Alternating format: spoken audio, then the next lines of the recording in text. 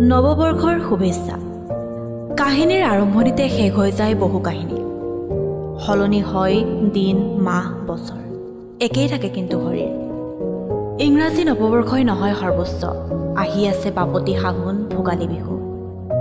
আনৰ ভুল ক্ৰুটিত নাথাকি ব্যস্ত, উলিয়াই অকণমান সময় নিজৰ ভুল ক্ৰুটি ফহিয়াই লওঁ সংকল্প, হওঁ যেন 10 জনৰ আদৰ্শ। শুভ কৰ্মত দেৰি কিয়, দানৱৰহে উক্তি, বহু কৰ্ম কৰিবলৈ এতিয়াও বাকী। ঘৰতো ৰৈ আছে আই পিতাই, ককাই ভাই, বাই ভনী, পত্নী আৰু সন্তান সন্ততি। অকাৰণত কাৰোবাৰ মনত দিছিলোঁ যদিহে দুখ, দুদিনৰ অতিথি আমি পৃথিৱীৰ, পাই নাথাকিবা মনত দুখ। নৱবৰ্ষৰ ন সুৰুজে সকলোৰে জীৱনলৈ কঢ়িয়াই আনে যেন অফুৰন্ত আনন্দ আৰু সুখ। তাৰেই কুশল কামনাৰে নৱবৰ্ষৰ শুভেচ্ছা হিয়া উজাৰি কৰিছোঁ জ্ঞাপন। কবি দেৱজিৎ গগৈ।